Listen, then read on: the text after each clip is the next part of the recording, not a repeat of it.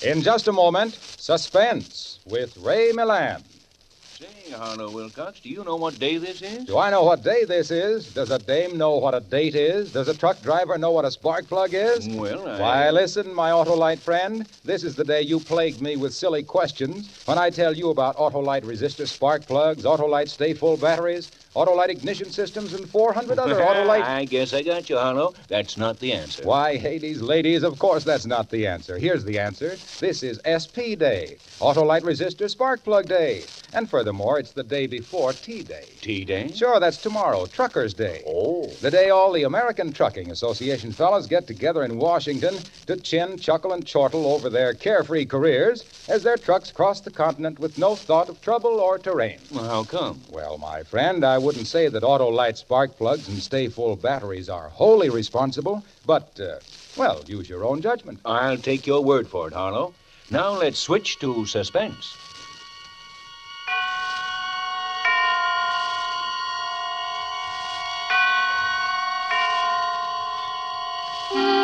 Suspense.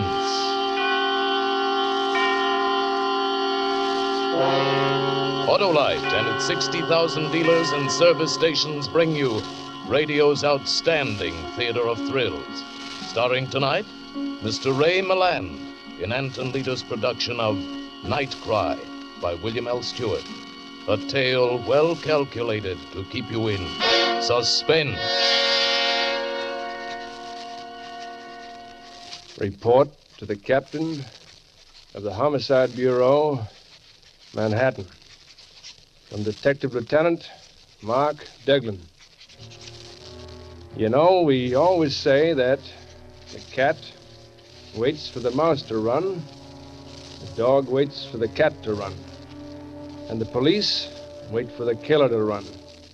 But if he's a smart killer, a real smart guy, if he doesn't run at all, but just stands and laughs, or even walks quietly and easily away, he can really get away with murder.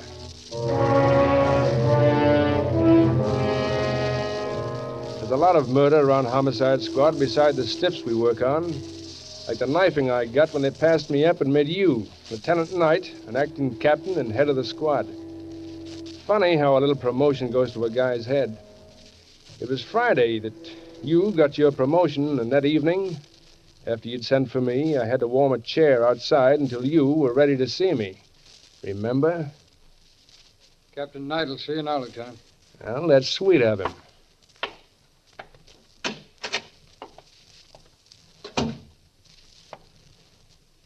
Come on over and have a chair, Deglin. Mark? Sure. Why not? Congratulations, Captain Knight. That's one of the things I wanted to talk to you about, Mark. You know, I didn't want this. I didn't do anything to get it. Sure. Of course, playing golf with the commissioner's brother-in-law had nothing to do with it. You know it didn't, Mark. The force isn't run that way. Now, look, I've worked with you for a long time, and there's no reason why we can't get along fine. Sure, no reason. I'm the first to say that you're the best man on Homicide, Mark. And, well, it's not my place to tell you, but I think you ought to know the reason why you didn't get the promotion instead of me. I'm listening. You know, Mark, the police department has come a long way from what it used to be. Now, take Homicide. It's no longer a question of one man going out and sapping some poor devil until he gets a confession. All of us, detectives, identification, lab men, telegraph, the medical examiner's office, we're all one big team. You know, that sounds like the commissioner's number 2 speech for the Rotarians. But it's true, Mark. And that's why the police board didn't give you this job. In an age of cooperation, you're still a one-man force. How many killers did I bring in during the last 5 years? Every one you went after. I know that, and so does the police board. But a lot of them had marks on them that they didn't have before you went after them. And some of them had to be carried in. Sure, but I got them, and quick. Some of them I even had booked before that team you mentioned got around to deciding what killed the victims. I know that, but there's always a chance that the next time you'll bring in some guy who had nothing to do with it. Yes? He's on his way. It's a call. Now, you and Riley will take it. Now, look, Mark. Yeah? Riley's a good teammate for you. He's proud of the force, you know, and he'll be just as proud of your work as his own. And we'll talk about this later. Sure. After I bring in another killer.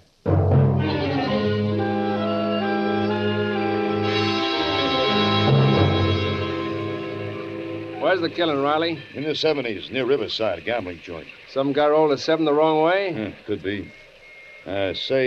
Mark, I was sorry to hear about forget about it, Dan. If I'd wanted a desk job, I wouldn't be a cop.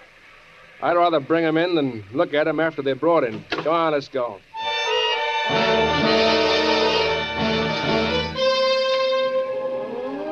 And for a minute, I didn't mind not getting the captaincy.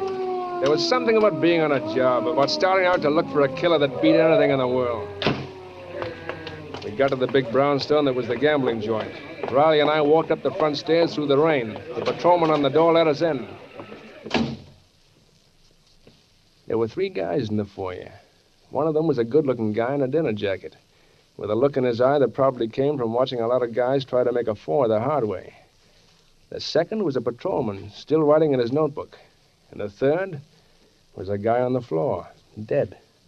He was partly on his side, and there was a knife in his back. He was wearing a suit that had cost plenty before he spoiled it by bleeding all over it. The patrolman saluted as we came up. Corcoran, sir. The doorman called me off the beat. The dead man's name is L.O. Morrison. Mr. Karlstrom here is the owner of the club, and he says... Save it, Corcoran, until we ask for it. Yes, sir. What do you think, Riley? He's dead, all right. Well, take another look at that stiff. He's got a fresh cut over one eye, which he must have gotten before he was killed. Yeah, you're right. It wouldn't be that bruised if he got it when he was killed. Well, let's find out how he got it. All right, you. Yes, Inspector? Not Inspector, Lieutenant. Lieutenant Deglin. Oh, yes, I've heard of you, Lieutenant Deglin. Well, stick around. You'll get some first-hand knowledge. What kind of a joint is this? Well, this is a private club. The members have their own keys and let themselves Oh, a in. key club, huh? Yes, that's right. Who'd the dead man have a fight with? Well, I don't like to say this, but he had a fight with Kendall Payne. I asked Mr. Payne to leave. Kendall Payne, isn't that the guy who was a war hero? Yes, that's right. War hero, huh? And he's still fighting the war. Well, having a key could come back after you threw him out. Yes, he could have come back. Was he alone? No, Miss Morgan Taylor was with him. Where does Payne live? Well, Here's his address book, Lieutenant. Payne is in here. Thanks.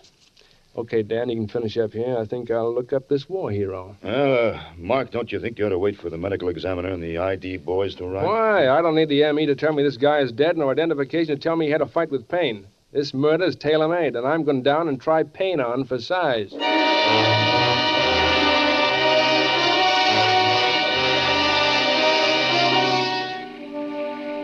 It was a short street just off the Hudson River where a lot of artists and duck wallopers live. There was a dim light in the hall, and I went up the stairs. Light spilled out from under the door that had Payne's name on it, and I knocked. All right, it's open. He was sitting on the bed. He had an army kit bag open and partly packed. There was a white bandage over his right eye, and the drawers of the bureau were open. Now, what do you want? Little talk. Your name Payne? Yeah, but you're not anyone I know. Beat it. We'll get acquainted. This, badge will introduce us. You know what you can do with that badge. You know, I almost forgot you were a hero. How long you been here, hero? Maybe an hour, now go on, get out. How'd you get to be a hero, Payne? With a knife? Look, I don't know you or your badge. Now go on, get out. Yeah, you're a tough little punk, aren't you, hero? Especially tough for a boy who's just killed a man. What are you talking about? Where's the dame you were with? Maybe she can tell you about the guy you had a fight with, then went back and killed. Look, you keep her out of it. Look, Sonny, you were maybe tough overseas, but back here you're just another meatball. Now talk. What are you, a tough cop?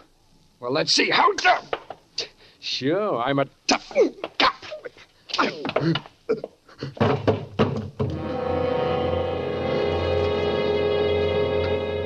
I hit him 3 times. No more than that. He fell. His head hit in the edge of the bed, then he slumped to the floor. His breathing was heavy for a minute, and then it stopped. I stood looking at him, rubbing my knuckles. Then I reached down and felt his wrist. He was dead.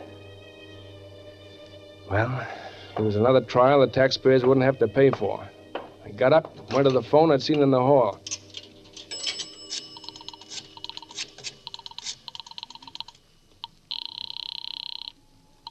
Night talking. Deglin here. Look, I just... Wait a minute, Mark. Hey, close that door, will you?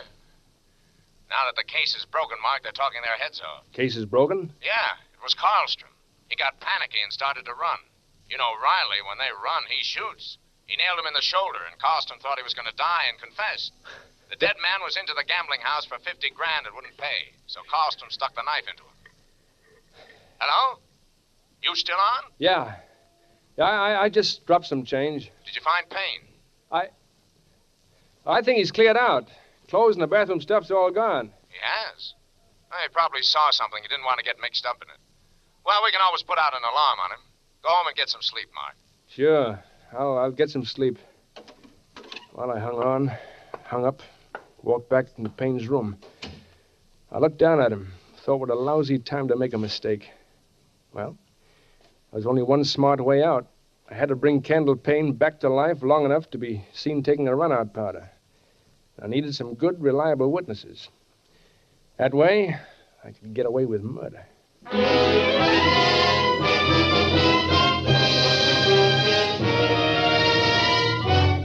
For Suspense, Autolite is bringing you Mr. Ray Milland in radio's outstanding theater of thrills, Suspense.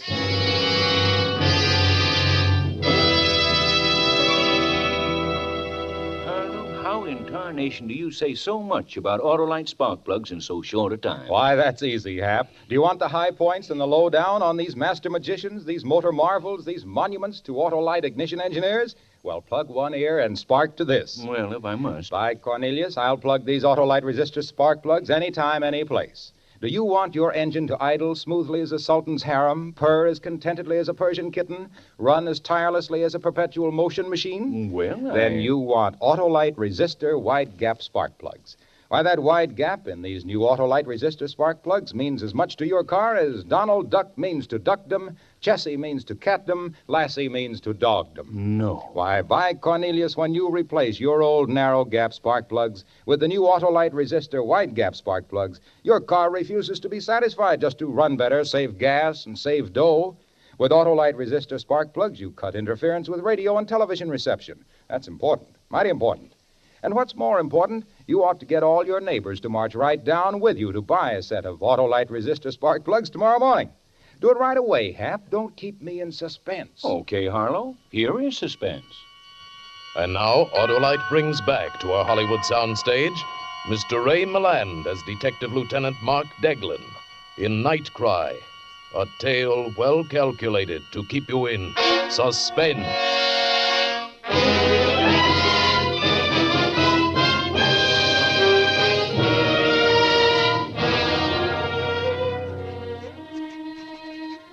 As I said before, Captain Knight, the cat waits for the mouse to run, the dog waits for the cat to run, and the police wait for the killer to run. Only I wasn't going to run. I stood there and tried to figure how to have Candle Payne seen running away. After that, Payne would be just another guy who got scared and beat it. And I'd still be Lieutenant Mark Deglin, the guy who didn't make mistakes.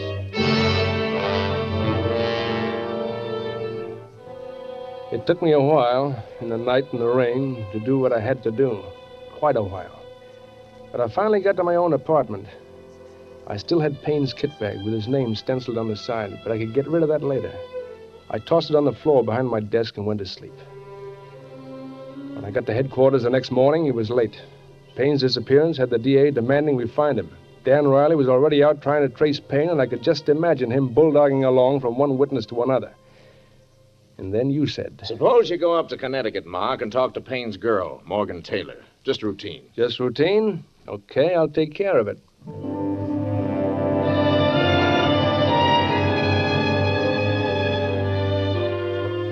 I found where Morgan Taylor lived from the Greenwich post office.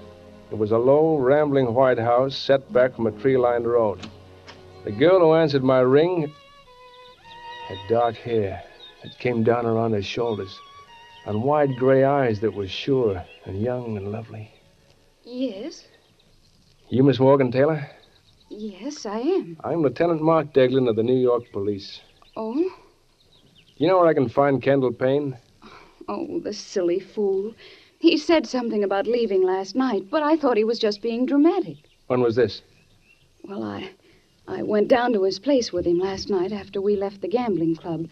I've been seeing a lot of Ken, but I just couldn't keep on. He was always getting into fights and picking arguments. So I told him I wouldn't see him anymore. That's when he said he'd leave. And that's the last time you saw him? Yes. But there's something else. Well, yes. It wasn't time for my train yet, so I walked around in the rain. Then I remembered that I had a date to meet Ken in town tonight, and I went back to tell him I wouldn't be there. But he wasn't in his room. I had no idea he'd really left. You think he might have gone back to the gambling club? Why do you ask that? Well, after you left the club last night, a man was killed.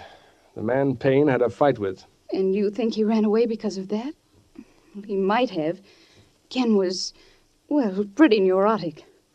You in love with him? Oh? I'm very fond of Ken. But that's all, Lieutenant. But I'd hate to think that anything happened to him. You've no idea where he is now. If you'll wait a minute, I'll go with you. I was just getting ready to leave myself. He might show up to keep that date with me tonight at Morney's on Bleecker Street. We can wait for him there.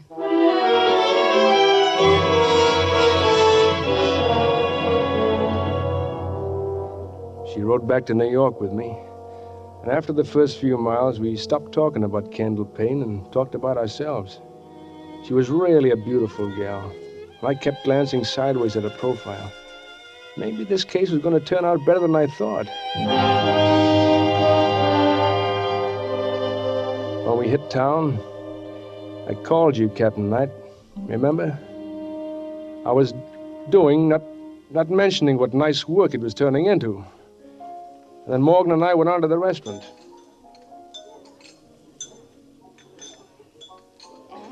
Since then, I've just played around, I guess. I know what you mean. Look, it's past 8, Morgan. What time was Payne supposed to meet you? 7? Yes. It looks as though I've been stood up. Well, he must be pretty scared to stand you up. If it were me, I'd risk even a murder rap to keep the date. Thank you, Mark. Want to take me to dinner? Well, it's a good thing you asked me. I was just about to put my handcuffs on you so you couldn't get away.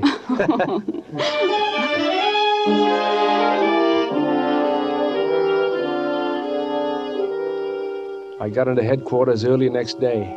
I just finished calling Morgan to say good morning and make a date for that night. And the desk sergeant said that you wanted to see me. I went in, and Riley was with you.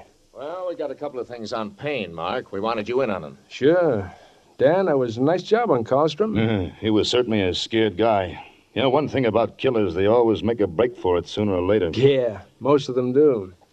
What's doing on Payne, Knight? I'll let Riley tell it. It's his story. There's nothing much except I talked to a number of people who think they saw him. I got a couple of them outside. Might as well bring them in, Riley. Yeah, okay.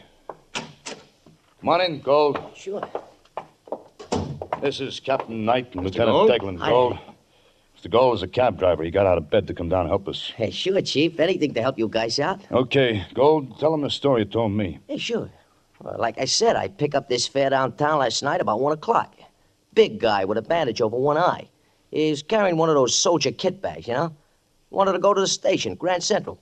Was in a bad temper. Take a look at these pictures. Oh, now, where did I put that other... Oh, here it is. Well, it might have been either one of these two. They look a little alike. Without the bandage, I couldn't swear which one. Okay, thanks, Gold. If we need you later, we'll call on you. Hey, sure. Anytime, Chief. Anytime at all. Well, pretty close. One of the two was a picture of Payne. Who was the other one he thought looked like Payne? An old newspaper picture of you, Mark. Me? Yeah. You didn't know I collected all your publicity, did you? It'd been funny if he just identified you. Yeah. Yeah, very funny. Who's your other witness, Riley? An old lady who lives in the house across the street from Payne's place. Will you come in now, Miss Meacham? Miss Meacham, this is Captain Knight. How do you do, Mrs. How do you do? This is Lieutenant Deglin. Mrs. Meacham, Mark. I've seen you, Lieutenant. You have? Oh, yes. Oh, well, maybe it was when I was over to Payne's the other night, huh? Oh, no, I didn't mean there. In the papers. Oh. Your picture's been in the papers a lot. Yeah, I guess it has. Mrs. Meacham, Detective Riley tells me that you saw several things the other night. Things that puzzled you. They certainly did puzzle me, Captain. You see quite a few things in the neighborhood, Mrs. Meacham? Well, some say that's all I do. Well, I say when a body gets old like me, there ain't much left but looking. Yes, of course. Now, what did you see the other night, Mrs. Meacham? Let's see. Oh, that was night before last. Well, like I told Mr. Riley, I couldn't sleep. So I was up late and I saw Mr. Payne and his girl go in. but I didn't see her come out. You didn't see her come out? I made tea. Might have missed her. I have to have my tea, you know. But I did see her go back in later. How much later? Oh, maybe half an hour, or maybe more. But before she came back, somebody else left. Well, that must have been Payne. Well, I don't rightly know. He was wearing a bandage and was carrying his kit bag, but he didn't wave to me. Didn't wave to you? Oh, Mr. Payne always waved to me when he went out, so it was mighty funny he didn't that time. Well, maybe he just forgot. What happened after that? No, sir, he never forgot to wave.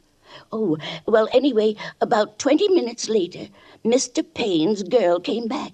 She stayed just a little while and then went away. That's very interesting, Mrs. Meacham. Is that all? Of course it is.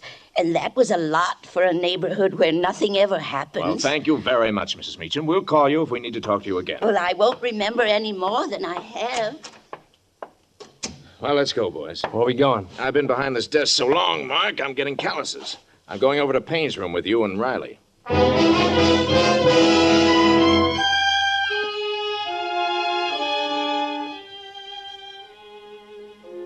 The room was as I remembered it, except there wasn't any body on the floor and the police technicians were there. Now, let's see now. The old lady says she saw the girl come in twice, but never saw her go out. Any other way out of here, Riley? Through the window. Let's take a look. You men through with this window? Yeah, all through, Captain. Found plenty of prints of some guy, probably this Payne. A few prints of a small man or woman. Uh-huh. Let's look at this window. I stood watching. They weren't going to find anything looking out of the window. Maybe they'd see the pry marks in the wood and find the satchwaits were missing. But that wouldn't mean a thing. Suddenly, Riley let go of the window and... Hey, watch it! It almost took my fingers off. Yeah, I'm sorry. Hey, Al. The sash cords have been cut and the sash weights are missing. So what? I see what you mean, Dan. The river's near here, isn't it? That's what I was thinking. Okay. We'll call the harbor patrol and see what we get.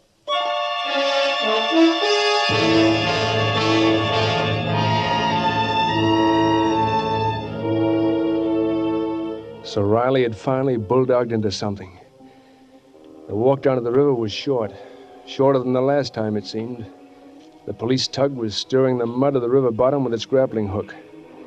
When Payne's body finally came up, the dirty water cascaded from the blanket shroud and the sash weights dripped in mud. Well, that's that, boys. Payne didn't run away at all. Somebody killed him. I think we can wrap this one up fast. How'd you figure that, Knight? Well, it's easy, Mark. The girl had a fight with him. She's the only one seen going in the other night. Her prints are on the window. She probably killed him, dressed up in his clothes, made it look like he was leaving, then came back and dumped the body. It's the girl, all right. But listen, this Taylor girl couldn't carry a big guy like that. Couldn't she? She was in the ambulance service overseas, Mark, and carried soldiers around. Civilians aren't any heavier. I'm putting out a pickup on the girl.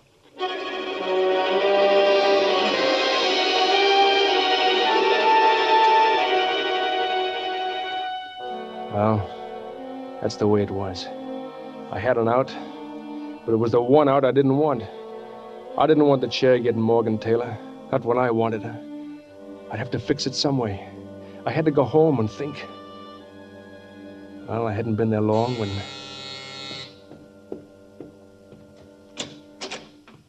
Morgan stood in the doorway. Her eyes tired and frightened, her face white. She went past me without speaking and over to a chair. When she looked at me, I knew I was right. I had to find some way to save her. Mark, I just heard. They want me for the murder of Ken. I know, honey. Well, why did you come here? Why? Why, because... Where else would I go, Mark? But you're not forgetting that I'm a cop, too. If you want to take me in, Mark, I'll understand. I only want to take you one place, Morgan. And that's not headquarters. But I've got to take you in. Whatever you say, Mark. But I'll get you out, honey. You won't be in there long enough to remember even what it looks like.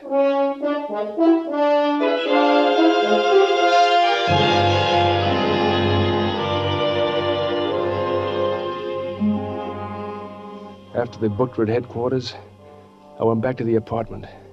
I had to figure out some way to save her and myself. But first I had to get rid of that kit bag. If she'd seen it, everything would have been ruined. Besides, it was stupid to leave it around. Then I had an idea. There was one way out. That was to write this report to you, Captain Knight, and get out of the country. Then, when she was freed, she could join me. She was worth running for. Only wouldn't really be running. I was walking away. Well, that's that. So long, Captain Knight. I won't be seeing you. I picked up the kit bag with Payne's name on the side, went down the steps.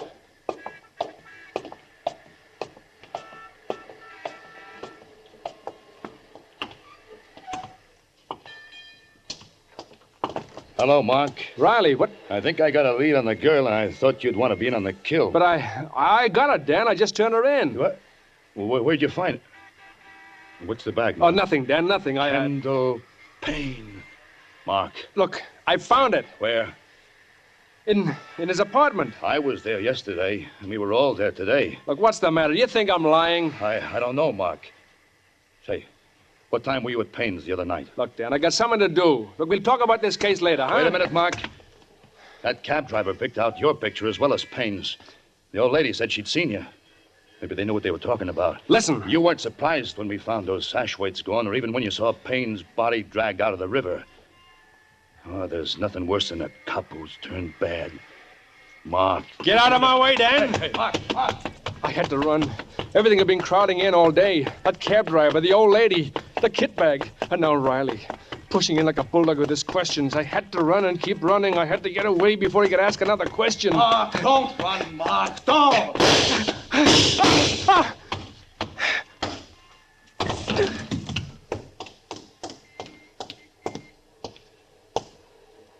Oh, you shouldn't have run, Mark. You know what happens when a guy runs.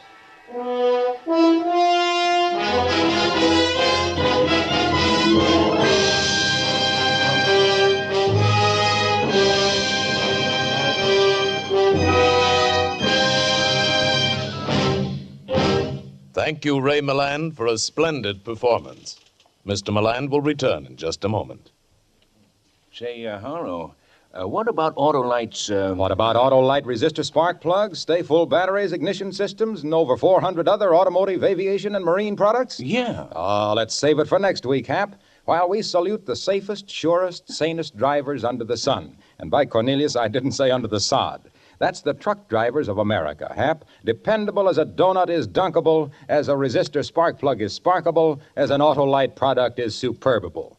Say, these wonderful truckers have got me wound upable. I'm delighted. I'm Autolighted. By Cornelius, I'm excited. Harlow, before these good friends have been good-nighted, remember... Autolite means spark plugs. Ignition-engineered resistor spark plugs. Autolite means batteries. Stay full battery. Autolite means ignition systems. The lifeline of your car.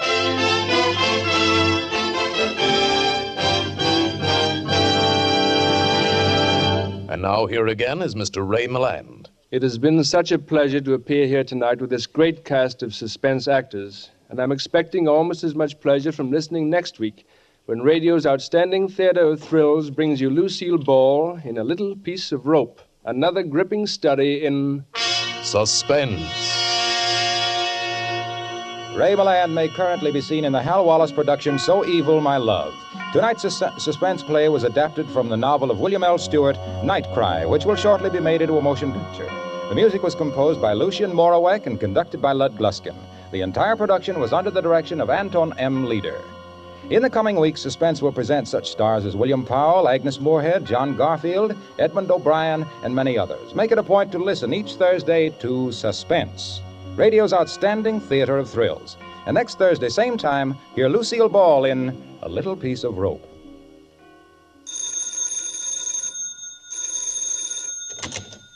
This is the Autolite Suspense Show.